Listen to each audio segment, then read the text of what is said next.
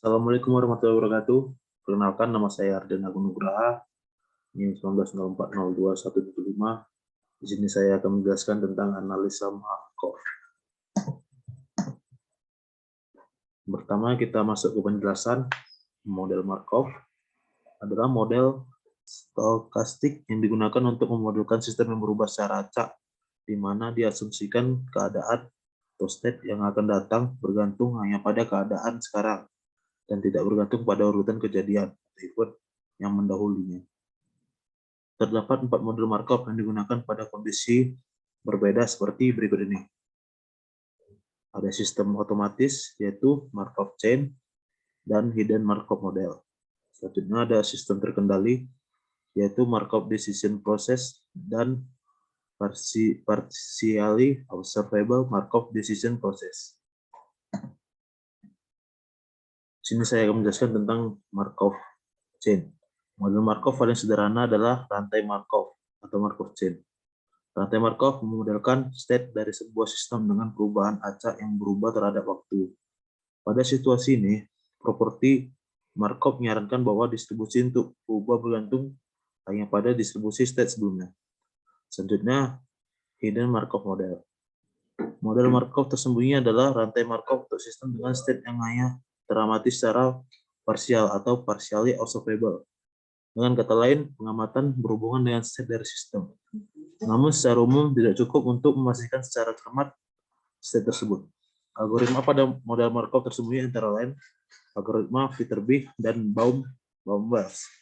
Algoritma Viterbi menghitung urutan state, sedangkan algoritma Baum-Wells memperkirakan probabilitas awal. Fungsi transisi dan fungsi observasi dari model Markov tersembunyi. Penggunaan model Markov tersembunyi antara lain pada pengenalan ucapan, di mana data teramati adalah gelombang suara ucapan dan state tersembunyi adalah teks yang terucapkan. Pada contoh ini, algoritma Viterbi mencari kemungkinan besar urutan dari kata-kata yang diucapkan dan diberikan oleh suara ucapan.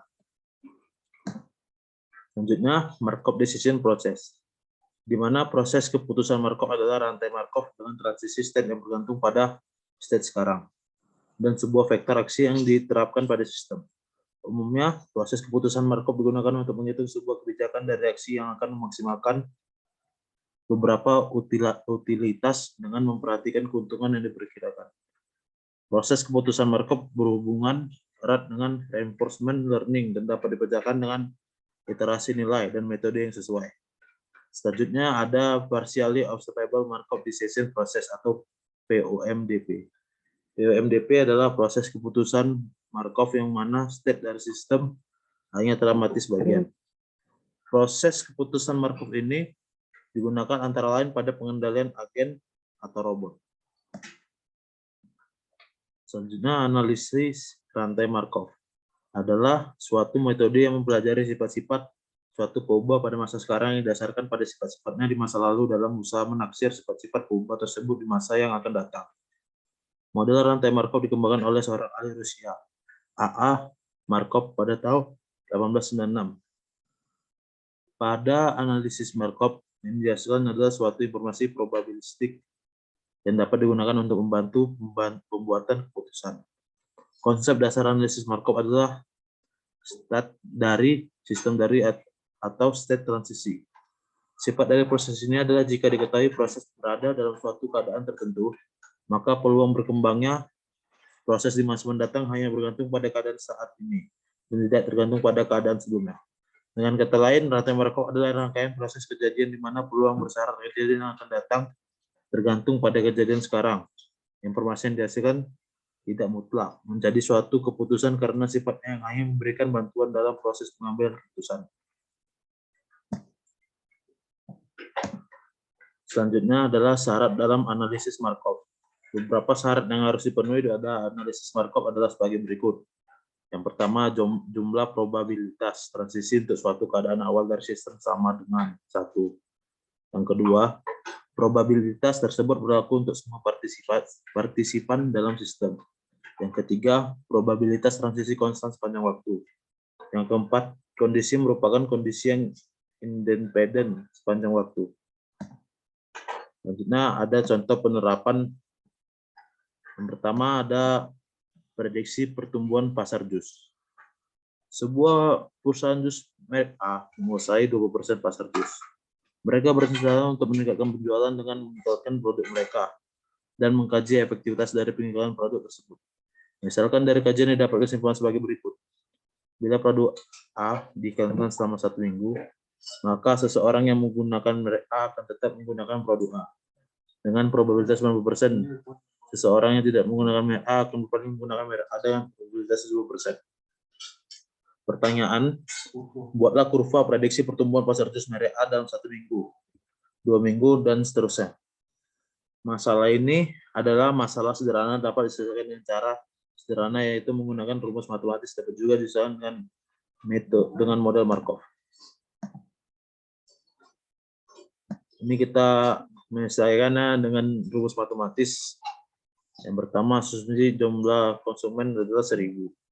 Merek A menguasai 20%. Sebelum promosi, pengguna merek A dengan 20% kali 1000 yaitu 200. Setelah seminggu promosi, pengguna merek A sama dengan 90% kali 200 tambah 70% kali 800 sama dengan 180 tambah 560 yaitu 740. Setelah 2 minggu promosi, pengguna merek A sama dengan 90% dikali 740 tambah 70% dikali 260 yaitu sama dengan 666 tambah 182 sama dengan 848. Rumus umumnya yaitu XN sama dengan 90% dikali XN kurang 1 ditambah 70% dikali kurang XS kurang XN kurang 1 kurung. Selanjutnya ada XN sama dengan jumlah pembeli jus A pada minggu ke-N.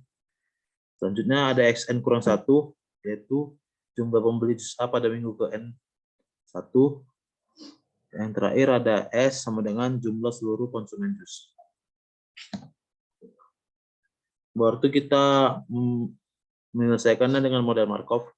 Persoalan di atas dapat diselesaikan dengan model Markov. Di mana di sini S sama dengan jumlah seluruh konsumen jus, A itu jumlah konsumen jus A.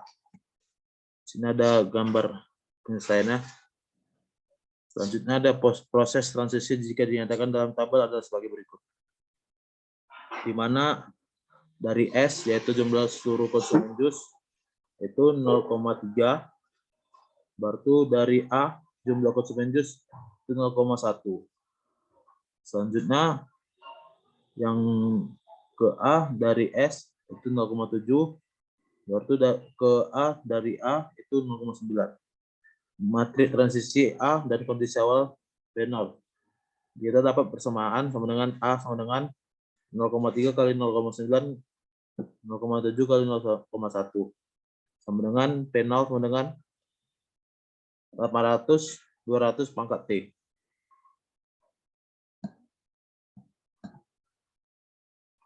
Selanjutnya di sini adalah simulasinya dengan MATLAB.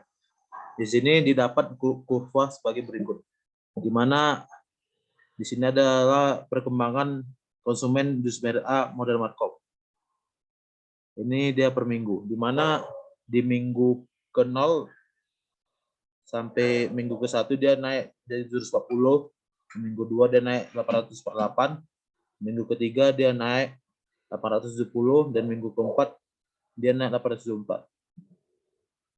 Dia pada minggu ke-5 dan seterusnya lagi terjadi perubahan jumlah konsumen jus A. Hal ini disebabkan penambahan konsumen baru dan pengeluaran konsumen relatif sama. Kondisi ini disebabkan oleh kondisi mantap atau steady state.